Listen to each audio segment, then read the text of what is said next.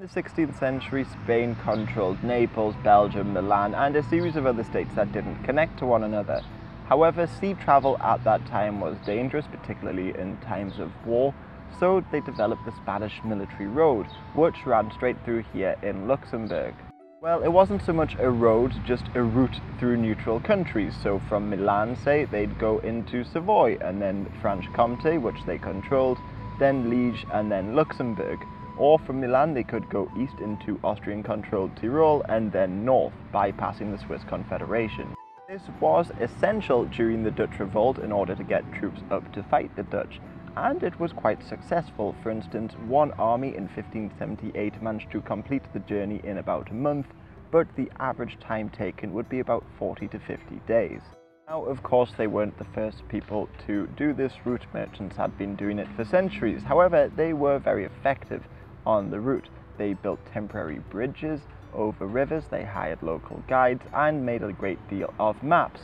But logistics was still a bit of a nightmare. For instance, in 1567, the Duke of Alva made the trip with over 8,000 infantrymen and over 1,000 cavalrymen. Then if you add horses and women of the camp into the mix, you have 16,000 mouths. That's 16,000 mouths that need to be fed for 2 months while crossing mountains and rivers and that sort of thing. A supply magazine was created in Milan, however the road wasn't travelled upon frequently enough to justify building any more.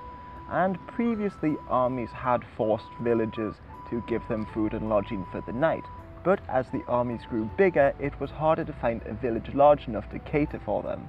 So for a while, the Spanish borrowed the French system of étapes. Now this just included sending men forward and negotiating with local villagers for food and lodging. So the soldiers in the army would be given provisions instead of money. And in the region between France and the Holy Roman Empire, this proved to be a pretty lucrative business, and some tax exemptions were given to those who complied. Yet, sometimes lodgings could not be found and soldiers had to sleep in hedgerows, and there's quite a good reason for this.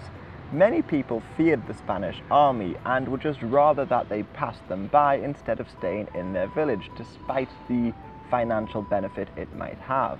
For instance, in 1596, it is said that the Spanish decided to burn houses to the ground in Chancel, and they were accused of over 40 crimes in anomie. And some magistrates advised merchants to sell their goods outside of towns to avoid the Spanish and to make sure that their arquebuses were in good order. But there were some more damning accusations against the Spanish. For instance, this road was seen as a sort of mark of Spanish supremacy, and it could well have threatened Protestants in the Low Countries, Germany and France. But more than that, people began accusing the soldiers of spreading diseases.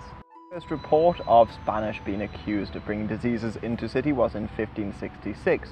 So in the 1570s, the city of Tours evacuated when the Spanish arrived, and Bescannon decided to ban the Spanish from entering. Now, they did say that the Spanish were bringing in the diseases deliberately, however, they might not be far off. Well, that's not to say that the Spanish deliberately brought in diseases to cities, but like with any travelling army, diseases were spread, and outbreaks of plague were found along the Spanish road, so they were somewhat reasonable to be afraid. But by 1601, the French had annexed parts of Savoy, and later Savoy would form an alliance with France. So this made travelling along the Spanish route impossible, and it came to an end. And it proved a lot more difficult for Spain to maintain its empire in Europe.